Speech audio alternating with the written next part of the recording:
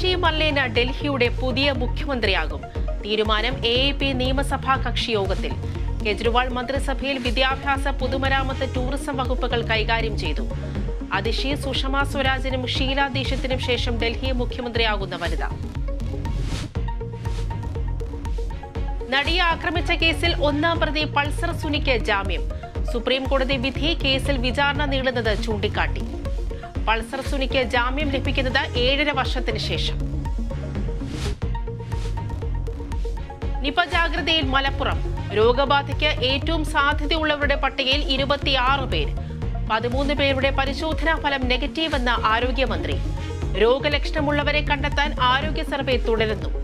തിരുവാലി, മമ്പാട് മേഖലയിൽ കർശന നിയന്ത്രണം. മലപ്പുറത്ത് UAE-യിൽ നിന്നെത്തിയ യുവാവിന് കുരങ്ങുപനി ലക്ഷണം. എടവണ്ണ സ്വദേശി മഞ്ചേരി മെഡിക്കൽ കോളേജ് ആശുപത്രിയിൽ നിരീക്ഷണത്തിൽ. സ്രവ പരിശോധനയ്ക്ക് അയച്ചെന്ന് ആരോഗ്യമന്ത്രി. സംസ്ഥാനത്ത് റേഷൻ മസ്റ്ററിംഗ് നാളെ പുനരാരംഭിക്കും.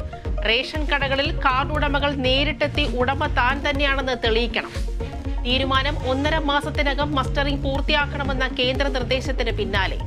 മസ്റ്ററിംഗ് പൂർത്തിയാക്കിയില്ലെങ്കിൽ അരിവിഹിതം നൽകില്ലെന്ന കേന്ദ്രം. ആശങ്ക വേണ്ടെന്ന് ഭക്ഷ്യമന്ത്രി GR അനിൽ.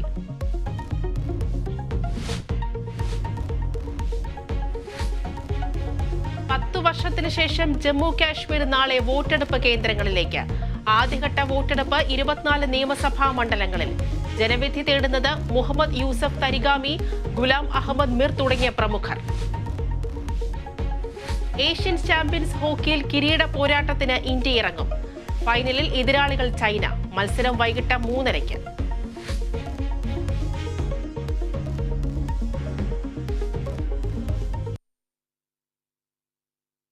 വാർത്തയിലേക്ക്. അതിഷി മല്ലേന ഡൽഹിയുടെ പുതിയ മുഖ്യമന്ത്രിയാകും. AAP നിയമസഭാ കക്ഷി